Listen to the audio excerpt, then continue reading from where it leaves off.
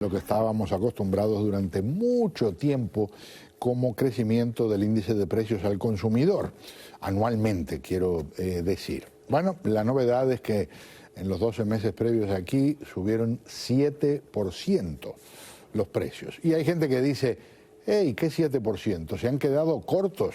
Si yo me encuentro con una cantidad de cosas que aumentaron 20, 30. Bueno, es cierto, pero la canasta que se utiliza para elaborar este índice incluye cientos de productos. Y en algunos casos, sin duda, el aumento ha sido tremendo, pero en otros se registran hasta descensos, como ha pasado en este último mes con, por ejemplo, la carne y algunos otros productos que son habituales de consumo en nuestros supermercados.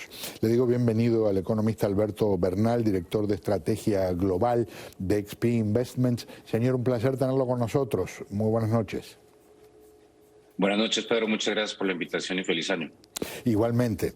No sorprende, pero preocupa considerablemente, ¿verdad? A ver, salió un poquitico por encima de lo que yo esperaba, pero como usted decía, hay unos datos que ya comienzan a ser un poco más benévolos, digamos, sobre todo en términos de alimentos y en otros rubros. Por ejemplo, los costos de los hoteles que yo pensé que iban a subir bajaron en el mes y eso es una buena noticia. Pero también es importante que la audiencia entienda algo acá, Pedro, que es que, por ejemplo, nosotros hablamos de comparaciones con hace 40 años. Y yo creo que es apenas justo con la evidencia contarle a la audiencia por qué es totalmente diferente lo que está pasando en este momento comparado con lo que pasó hace 40 años. Sin duda. Y la realidad es que lo que está pasando ahorita no tiene precedentes porque el mundo jamás había cerrado como cerró de marzo del 2020 hasta junio, julio del 2020 alrededor del mundo. Todavía estamos viviendo las secuelas de esa decisión que tomamos las sociedades alrededor del mundo que afectaron violentamente las cadenas de valor. Entonces, en gran parte lo que está pasando es función de eso. Y se ha sumado una cantidad de elementos que incluyen que, por ejemplo, la famosa cadena de suministro, ¿no? Desde el lugar donde algo se produce o algo se cosecha hasta el lugar donde se consume, hay una cantidad de obstáculos que, aunque han sido, vamos a decir, aliviados en estos últimos tiempos, todavía representan un problema considerable y eso genera que para cosas que hay mucha demanda haya menos oferta.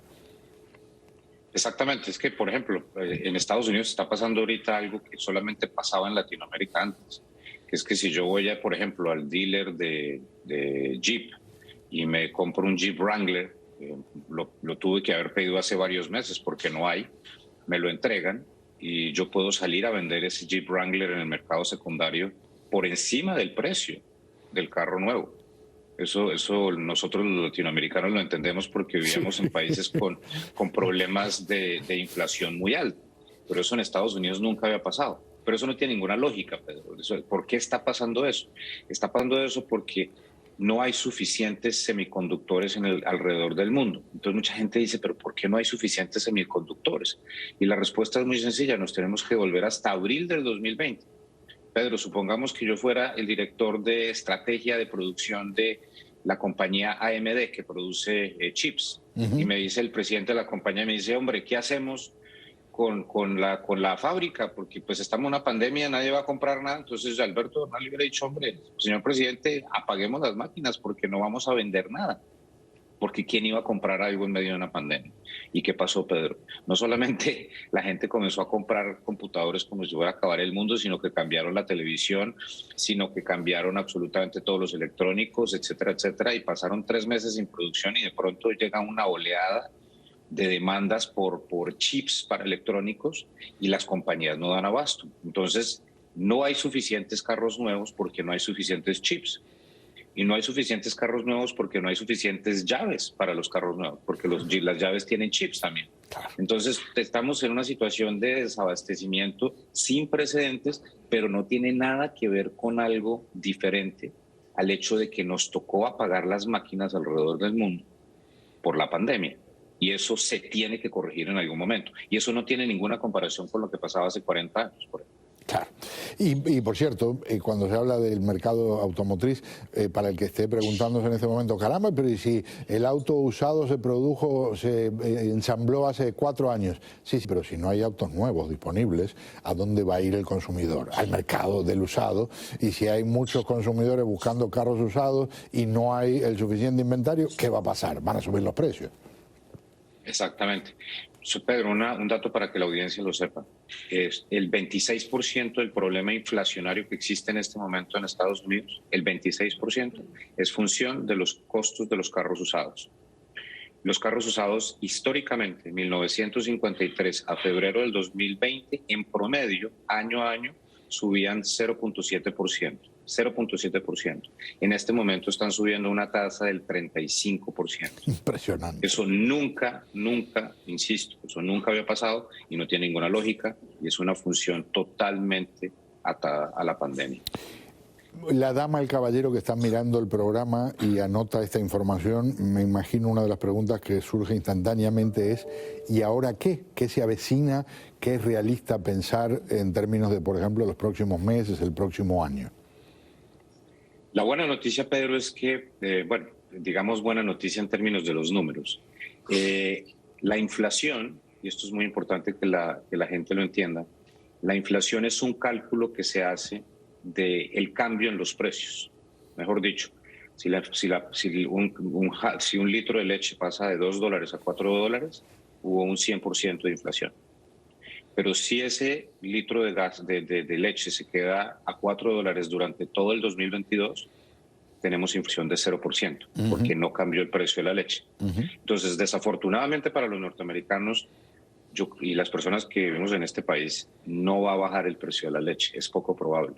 Pero lo que sí creo que va a pasar es que va a dejar de subir, porque poco a poco se están organizando las cosas alrededor del mundo. Cada día hay más inventario, cada día se demora menos el container de Shanghai a Los Ángeles, cada día se demora menos los camiones de San Francisco a Nueva York, etcétera, porque poco a poco se están organizando las cadenas de valor, porque los humanos somos unos seres de costumbre y nos estamos acostumbrando a esto. O sea, ojalá nos hubiera tocado vivir con la pandemia, Pedro, pero pues nos tocó.